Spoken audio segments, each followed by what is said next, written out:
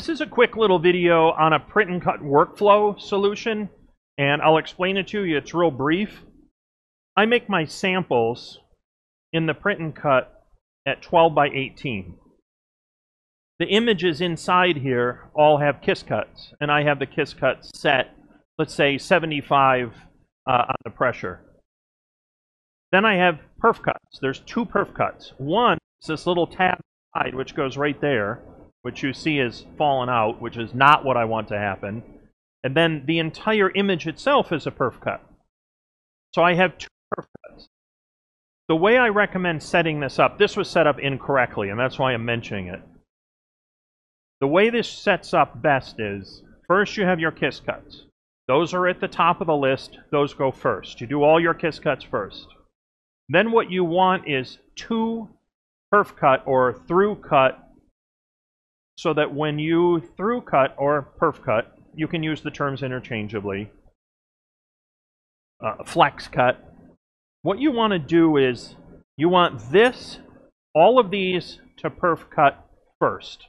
And you want your settings so that the length and your tabs and your depth, and you can use a combination of those settings, allow this to retain inside of here because you want this to stay put. You don't want it falling out.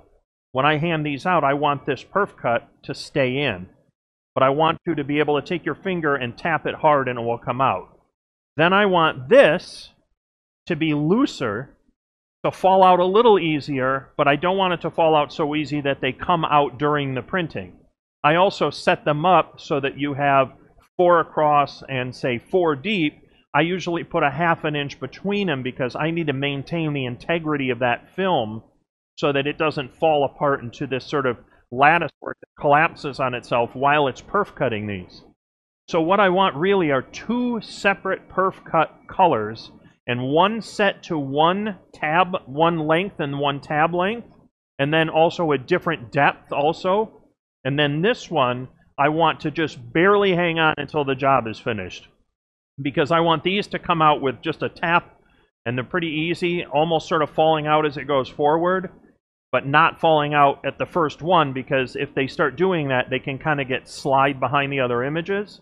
And I recommend setting up 2 separate through cut or perf cut or flex cut for that. I usually call it perf cut colloquially, so that you have 3 separate lines. This one I would do, say, in pink, this one around here in a lime green, and then the stuff inside of here I might do in blue. It doesn't matter what color, just so that you use a consistent color and you know what they are. And then I'll see all 3 of them, and then in the order that I want them done. And then you can even use the feature in Flexi that will show you the finished order that they're going to cut in if you just hit the little button that, you know, walks you through all the steps visually, that it's going to do the kiss cut, and then the inner perf cut at a specific setting, and then the outer perf cut at another specific setting.